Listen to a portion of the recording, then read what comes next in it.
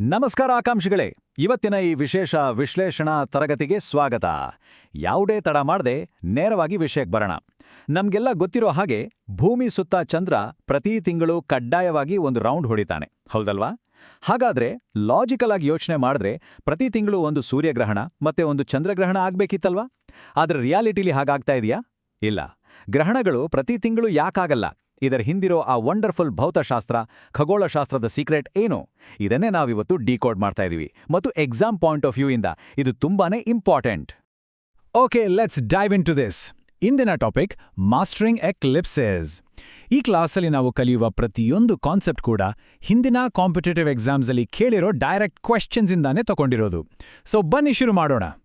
ಮೊದಲಿಗೆ ಈ ಅಲೈನ್ಮೆಂಟ್ಸ್ ಅಂದ್ರೆ ಆಕಾಶಕಾಯಗಳ ಜೋಡಣೆ ಹೇಗೆ ಕೆಲಸ ಮಾಡುತ್ತೆ ಅನ್ನೋದನ್ನ ನೋಡೋಣ. ಇದು ಎಕ್ಸಾಮ್ಸಲ್ಲಿ ಪದೇ ಪದೇ ರಿಪೀಟ್ ಆಗೋ ಕಾನ್ಸೆಪ್ಟ್.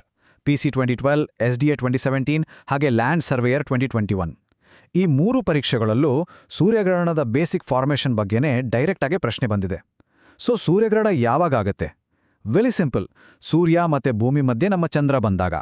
ಅಂದ್ರೆ ಸೂರ್ಯ, ಚಂದ್ರ, ಭೂಮಿ ಈ ಮೂರು ಒಂದು ಸ್ಟ್ರೈಟ್ ಲೈನಲ್ಲಿ ಬಂದಾಗ ಚಂದ್ರ ಸೂರ್ಯನ ಬೆಳಕನ್ನ ಬ್ಲಾಕ್ ಮಾಡಿ ತನ್ನ ನೆರಳನ್ನ ಭೂಮಿ ಮೇಲೆ ಬೀಳುವಂತೆ ಮಾಡ್ತಾನೆ. ಆಗೇನಾಗುತ್ತೆ? ಆ ನೆರಳು ಬಿದ್ದ ಜಾಗದಲ್ಲಿರೋ ನಮ್ಗೆ ಸೂರ್ಯ ಕಾಣಿಸಲ್ಲ. ಎಕ್ಸಾಕ್ಟ್ಲಿ ಇದನ್ನೇ ನಾವು ಸೂರ್ಯಗ್ರಹಣ ಅಂತ ಕರೆಯೋದು. So the crucial point is ನೆರಳು ಹೇಗೆ ಎಲ್ ಬೀಳುತ್ತೆ ಅನ್ನೋದು. ಮಾರ್ಕೆಟ್ ಅಸಿಸ್ಟೆಂಟ್ 2009 ಎಕ್ಸಾಮಲ್ಲಿ ಒಂದು ಬ್ರಿಲಿಯಂಟ್ ಕ್ವೆಶ್ಚನ್ ಕೇಳಿದ್ರು. ಸ್ಕ್ರೀನ್ ಮೇಲಿರೋ ಈ ಎರಡೂ ಸ್ಟೇಟ್ಮೆಂಟ್ಸ್ ನೋಡಿ. ಸ್ಟೇಟ್ಮೆಂಟ್ 1 ಸೂರ್ಯಗ್ರಹಣ ಅಂದ್ರೆ ಚಂದ್ರ ಸೂರ್ಯನನ್ನ ಬ್ಲಾಕ್ ಮಾಡೋದು. ಇದು ಪರ್ಫೆಕ್ಟ್, ನಾವೀಗಷ್ಟೇ ನೋಡಿದ್ವಿ. ಆದರೆ ಸ್ಟೇಟ್ಮೆಂಟ್ 2 ನೋಡಿ, ಚಂದ್ರಗ್ರಹಣ ಅಂದ್ರೆ ಭೂಮಿಯ ನೆರಳು ಸೂರ್ಯನ ಮೇಲೆ ಬೀಳೋದು ಅಂತಿದೆ. ನೋವೇ, ಇದು ಫಿಸಿಕ್ಸ್ ಪ್ರಕಾರ ಇಂಪಾಸಿಬಲ್. ಸೂರ್ಯ ತನಗೆ ತಾನೇ ಬೆಳಗೋ ಒಂದು ದೊಡ್ಡ ನಕ್ಷತ್ರ. ಭೂಮಿಯ ನೆರಳು ಹೋಗಿ ಸೂರ್ಯನ ಮೇಲೆ ಬೀಳೋಕೆ ಚಾನ್ಸೇ ಇಲ್ಲ ಅಲ್ವಾ? ಚಂದ್ರಗ್ರಹಣ ಅಂದ್ರೆ ಭೂಮಿ, ಸೂರ್ಯ ಮತ್ತೆ ಚಂದ್ರನ ಮಧ್ಯೆ ಬಂದಾಗ ಭೂಮಿಯ ನೆರಳು ಚಂದ್ರನ ಮೇಲೆ ಬೀಳೋದು ಅಷ್ಟೇ. ಕಾನ್ಸೆಪ್ಟ್ ಇಷ್ಟು ಕ್ಲಿಯರ್ ಇದ್ರೆ ಎಲಿಮಿನೇಷನ್ ಮಾಡೋದು ಎಷ್ಟು ಈಸಿ ನೋಡಿ. ಸರಿ, ಈಗ ನಮ್ಮ ಆ ಮೊದಲನೇ ಕ್ಯೂರಿಯಸ್ ಪ್ರಶ್ನೆಗೆ ವಾಪಸ್ ಬರೋಣ. ಪ್ರತಿ ತಿಂಗಳು ಗ್ರಹಣ ಆಗಲ್ಲ ಅಂತ ನಮ್ಗೀಗ ಕ್ಲಿಯರ್ ಆಯ್ತು. ಹಾಗಾದ್ರೆ ಕಕ್ಷೆಯ ಜಾಮಿತಿ ಪ್ರಕಾರ ಒಂದು ಕ್ಯಾಲೆಂಡರ್ ವರ್ಷದಲ್ಲಿ ಮ್ಯಾಕ್ಸಿಮಮ್ ಎಷ್ಟು ಗ್ರಹಣಗಳು ಆಗ್ಬೋದು? ಜಸ್ಟ್ ಯೋಚನೆ ಮಾಡಿ, ಇದು ಸುಮ್ಮನೆ ಒಂದು ರ್ಯಾಂಡಮ್ ನಂಬರ್ ಅಲ್ಲ, ನಮ್ಮ ಎಕ್ಸಾಮ್ಸ್ಗೆ ಬೇಕಾಗಿರೋ ಪಕ್ಕಾ ಡೇಟಾ ಪಾಯಿಂಟ್. ಇದರ ನಿಖರವಾದ ಉತ್ತರ 7. ಹೌದು, 7.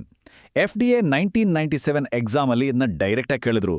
ಒಂದು ವರ್ಷದಲ್ಲಿ ಮ್ಯಾಕ್ಸಿಮಮ್ ಆಗಬಹುದಾದ ಗ್ರಹಣಗಳ ಸಂಖ್ಯೆ 7. ಇದರಲ್ಲಿ ಸೂರ್ಯಗ್ರಹಣ, ಚಂದ್ರಗ್ರಹಣ ಎರಡೂ ಸೇರಿದೆ. ಕಾಂಬಿನೇಷನ್ ಹೇಗಿರ್ಬೋದು ಅಂದ್ರೆ 4 ಸೂರ್ಯಗ್ರಹಣ ಮತ್ತು 3 ಚಂದ್ರಗ್ರಹಣ ಇರ್ಬೋದು, ಅಥವಾ 5 ಸೂರ್ಯಗ್ರಹಣ 2 ಚಂದ್ರಗ್ರಹಣ ಇರ್ಬೋದು. ಬಟ್ ಯಾವುದೇ ಕಾರಣಕ್ಕೂ ಈ ಲಿಮಿಟ್ 7 ಅನ್ನ ಕ್ರಾಸ್ ಆಗಲ್ಲ. ಯಾಕೆ ಗೊತ್ತಾ? ಯಾಕಂದ್ರೆ ಚಂದ್ರನ ಕಕ್ಷೆ ಭೂಮಿಯ ಕಕ್ಷೆಗೆ ಕಂಪೇರ್ ಮಾಡಿದ್ರೆ ಸುಮಾರು 5 ಡಿಗ್ರಿ ಟಿಲ್ಟ್ ಆಗಿದೆ, ಅಂದ್ರೆ ವಾಲಿದೆ. ಈ ಟಿಲ್ಟ್ ಇರೋದ್ರಿಂದಾನೇ ನಮಗೆ ಪ್ರತಿ ತಿಂಗಳು ಗ್ರಹಣ ಆಗಲ್ಲ ಮತ್ತು ಈ ಮ್ಯಾಕ್ಸಿಮಮ್ 7 ಅನ್ನೋ ಲಿಮಿಟ್ ಇರೋದು. ಗ್ರಹಣಗಳ ಗೋಚರತೆ ಅಂದ್ರೆ ವಿಸಿಬಿಲಿಟಿ ಬಗ್ಗೆ ಮತ್ತೊಂದು ಕುತೂಹಲಕಾರಿ ವಿಚಾರ ಇದೆ.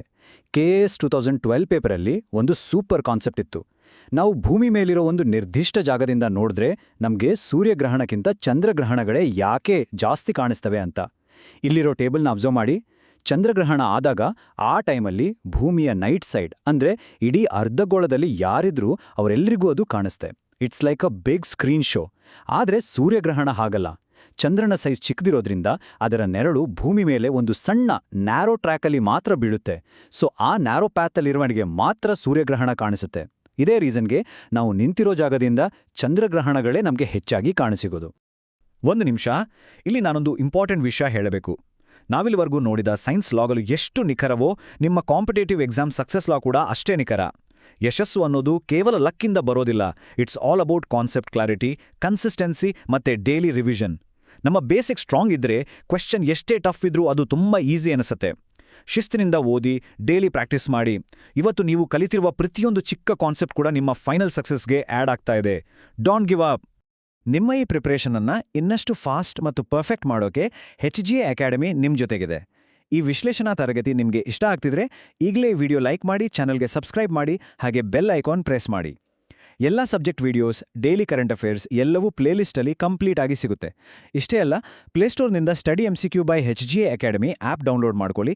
ಅಲ್ಲಿ ನೀವು ಚಾಪ್ಟರ್ ವೈಸ್ ಟೆಸ್ಟ್ಸ್ ಅಟೆಂಡ್ ಮಾಡ್ಬೋದು, previous year question paper solve ಮಾಡ್ಬೋದು, ಮತ್ತು ನಿಮ್ಮ ಪರ್ಫಾರ್ಮೆನ್ಸ್ ಟ್ರ್ಯಾಕ್ ಮಾಡೋಕೆ ಲೈವ್ ಸ್ಕೋರ್ ಬೋರ್ಡ್ ಕೂಡ ಇದೆ. Use it to the fullest. Well, back to our syllabus.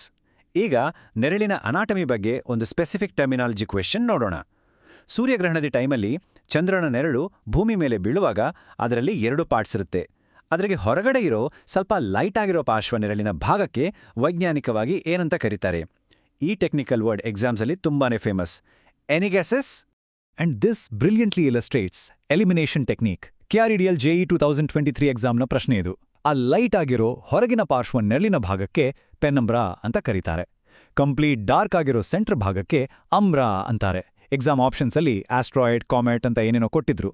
ಸ್ವಲ್ಪ ಕಾಮನ್ ಸೆನ್ಸ್ ಯೂಸ್ ಮಾಡಿದ್ರೆ ಅವು ಆಕಾಶಕಾಯಗಳು, ನೆರಳಿನ ಹೆಸರಲ್ಲ ಅಂತ ಈಸಿಯಾಗಿ ಆಪ್ಷನ್ಸ್ ರಿಮೂವ್ ಮಾಡ್ಬೋದು ಅಲ್ವಾ?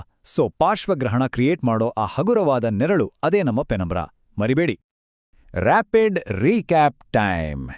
Section 12 consolidating eclipse concepts. ಈಗ ನಾವು ಚರ್ಚಿಸಿದ ಎಲ್ಲಾ ಪ್ರಮುಖ ಕಾನ್ಸೆಪ್ಟ್ಸನ್ನ ಒಮ್ಮೆ ಫಾಸ್ಟಾಗಿ ಮೆಲ್ಕೊ ಹಾಕೋಣ. Revision is the key. ನೋಟ್ಬುಕ್ನಲ್ಲಿ ಪಕ್ಕಾ ಇರಬೇಕಾದ 4 ಕೋರ್ ಟೇಕ್ಅವೇಸ್. ಪಾಯಿಂಟ್ 1, PC 2012 ಮತ್ತೆ SDA 2017 ಕ್ವೆಶ್ಚನ್. ಸೂರ್ಯಗ್ರಹಣ ಅಂದ್ರೆ ಚಂದ್ರ ಮಧ್ಯದಲ್ಲಿರ್ತಾನೆ. Point 2, KAS 2012 concept. ಸೂರ್ಯಗ್ರಹಣಗಳಿಗೆ ಕಂಪೇರ್ ಮಾಡಿದ್ರೆ ಚಂದ್ರಗ್ರಹಣಗಳಿಗೆ ವಿಶಾಲವಾದ ಗೋಚರತೆ ಅಂದ್ರೆ ಬ್ರಾಡರ್ ವಿಸಿಬಿಲಿಟಿ ಇರುತ್ತೆ. Point 3, FDA 1997 fact. 1 ವರ್ಷದಲ್ಲಿ ಸಂಭವಿಸುವ ಮ್ಯಾಕ್ಸಿಮಮ್ ಗ್ರಹಣಗಳ ಸಂಖ್ಯೆ 7. And point 4, KRID JE 2023 question. ಪಾರ್ಶ್ವನಿರಳಿಗೆ ಪೆನಂಬ್ರಾ ಅಂತ ಕರಿತೀವಿ. ಈ 4 ಪಾಯಿಂಟ್ಸ್ ಬ್ರೈನಲ್ಲಿ ಪ್ರಿಂಟ್ ಆಗಿರಬೇಕು. ಫೈನಲಿ ಕ್ಲಾಸ್ ಮುಗಿಸೋ ಮುಂಚೆ ಒಂದು ಸವಾಲಿನ ಪ್ರಶ್ನೆ ನಿಮ್ಮ ಆಲೋಚನೆಗೆ ಬಿಡ್ತಾ ಇದ್ದೀನಿ. ಚಂದ್ರನ ಕಕ್ಷೆ 5 ಡಿಗ್ರಿ ಟಿಲ್ಟ್ ಆಗಿದೆ ಅಂತ ಹೇಳ್ದೆ ಅಲ್ವಾ? ಜಸ್ಟ್ ಇಮ್ಯಾಜಿನ್ ಆ ಕಕ್ಷೆ ಸ್ವಲ್ಪನೂ ಟಿಲ್ಟ್ ಆಗಿಲ್ಲ, ಪರ್ಫೆಕ್ಟ್ ಆಗಿ ಫ್ಲಾಟ್ ಆಗಿದ್ದಿದ್ರೆ ಏನಾಗ್ತಿತ್ತು? ಯೋಚನೆ ಮಾಡಿ. ಹೌದು, ಪ್ರತಿ ಹುಣ್ಮೆಗೆ ಕಡ್ಡಾಯವಾಗಿ ಒಂದು ಚಂದ್ರಗ್ರಹಣ, ಪ್ರತಿ ಅಮಾವಾಸ್ಯೆಗೆ ಒಂದು ಸೂರ್ಯಗ್ರಹಣ ಫಿಕ್ಸ್ ಆಗ್ತಾ ಇತ್ತು. ನಮ್ಮ ಸೌರವ್ಯೂಹದ ಈ ಸೂಕ್ಷ್ಮವಾದ ಬ್ಯಾಲೆನ್ಸ್ ಎಷ್ಟೊಂದು ಮ್ಯಾಜಿಕಲ್ ಅಲ್ವಾ? ಹೀಗೆ ಸೈನ್ಸ್ನ ಲಾಜಿಕ್ ಜೊತೆ ಕನೆಕ್ಟ್ ಮಾಡಿ ಓದಿದ್ರೆ ಯಾವ ಎಕ್ಸಾಮ್ ಕೂಡ ಕಷ್ಟ ಅಲ್ಲ. ನಿರಂತರ ಅಧ್ಯಯನ ಸಾಗ್ಲಿ. ಮುಂದಿನ ವಿವರಣಾತ್ಮಕ ತರಗತಿಯಲ್ಲಿ ಮತ್ತಷ್ಟು ಇಂಟ್ರೆಸ್ಟಿಂಗ್ ಕಾನ್ಸೆಪ್ಟ್ ಜೊತೆ ಸಿಗೋಣ.